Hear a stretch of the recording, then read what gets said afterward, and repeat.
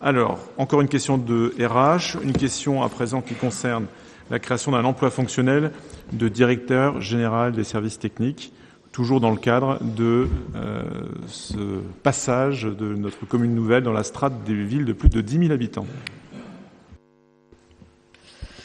Au 31 décembre 2018, la ville d'Avranches disposait d'un emploi de directeur des services techniques pourvu par un agent titulaire de la fonction publique territoriale.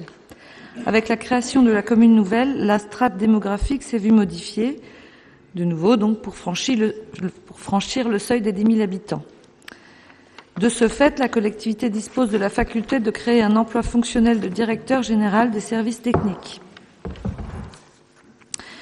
Donc, vu la loi numéro 84-53 du 26 janvier 1984 portant dispositions statutaires relatives à la fonction publique territoriale, vu la loi numéro 2007-029 du 19 février 2007 relative à la fonction publique territoriale et portant abaissement des seuils de création des emplois fonctionnels de direction, vu le décret numéro 87-1101 du 30 décembre 1987 portant dispositions statutaires particulières à certains emplois administratifs de direction, considérant que les emplois de direction ou emplois fonctionnels ne peuvent être créés qu'en respectant les seuils démographiques, c'est un peu de la redite, excusez-moi, considérant que la commune nouvelle d'Avranches compte plus de 10 000 habitants, considérant qu'il appartient à l'Assemblée délibérante de créer des emplois de direction ou emplois fonctionnels, après avis favorable de la commission du personnel, il est proposé au conseil municipal de décider de créer un emploi fonctionnel de directeur général des services techniques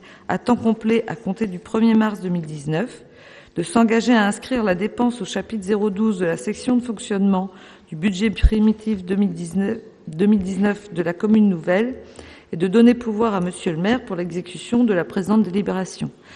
Et concernant la question juste de madame Leroy, qui semblait gênée que le directeur général des services soit présent, bon, il se trouve que effectivement, lorsque l'on propose des choses en conseil, en général, on le fait en discutant en priorité avec les agents. Ce pourquoi ils peuvent être tout à fait présents quand on parle de ça. Je pense qu'il est important que les personnes présentes qui travaillent pour la commune, lorsqu'elles sont invitées à participer à un conseil municipal, restent, quelle que soit la nature des débats. Bien, sur la création de cet emploi fonctionnel concernant la direction des services techniques de la commune, y a-t-il des questions ou des remarques? A priori, je n'en vois pas, donc je vous propose de passer au vote. Y a-t-il des votes contre? Je n'en vois pas. Des abstentions peut-être? Je n'en vois pas non plus, donc unanimité pour cette question numéro 8.